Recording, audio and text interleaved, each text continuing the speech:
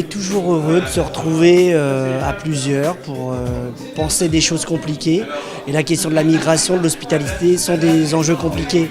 Et pour les bruits de la rue, dans notre objectif de faire réfléchir, de nous faire réfléchir, cette soirée était totalement réussie et on est heureux d'échanges d'idées, d'ambition et d'une volonté quand même de construire un monde différent. On a pu avoir vraiment quelque chose de très riche sur le fait qu'il ne faut jamais oublier que la société française est une société d'immigration. On a eu des témoignages à la fois de personnes qui ont connu des situations de migration, de personnes bien sûr qui sont impliquées dans la société civile, précisément au service de l'accueil, de l'hospitalité, une grande richesse associative. Contrairement à ce que l'on dit ici ou là, on ne cesse de mettre en avant les frontières, les murs, l'hostilité. En réalité, il y a effectivement une autre France, une France de l'hospitalité plutôt que de l'hostilité. Et c'est ce désir d'hospitalité que je retiens ce soir avec une grande richesse de témoignages de gens qui montrent comment ils ont accueilli ou comment ils ont été accueillis.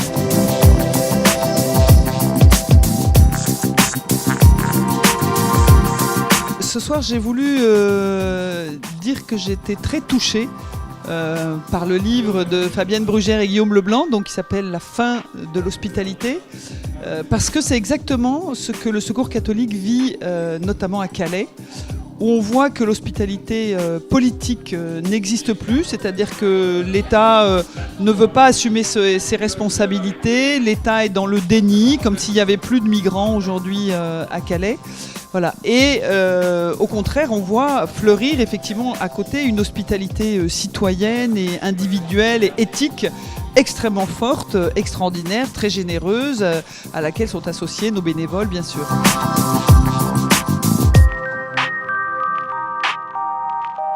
J'ai retenu surtout un débat très ouvert, avec des expériences de chacun qui montrent qu'il y a une mobilisation qui est là, qui n'est pas forcément sous le feu des projecteurs, mais qui agit en silence, mais qui agit. Et ça, je crois que voilà, c'est un message très fort qu'on peut aussi donner à nos décideurs politiques pour dire qu'on a besoin de solutions politiques, mais on a aussi une société civile qui est très active, et ça, c'est très beau.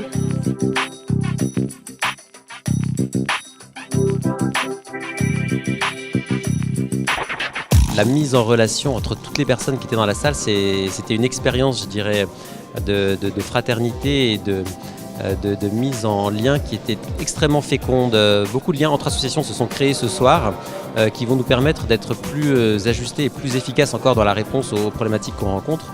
Je retiens également la nécessité d'être mieux organisé dans je dirais dans la dimension plaidoyer par rapport aux politiques qui aujourd'hui est très très loin de répondre à tous les enjeux qu'on rencontre. Au-delà des formes administratives que peut prendre cet accueil, il doit avoir aussi une forme humaine et philosophique. Donc d'abord se poser la question de la place de l'hospitalité aujourd'hui dans nos valeurs républicaines et puis passer au-delà de la structure de secours à la structure d'accueil et au-delà de la structure d'accueil à la structure d'intégration.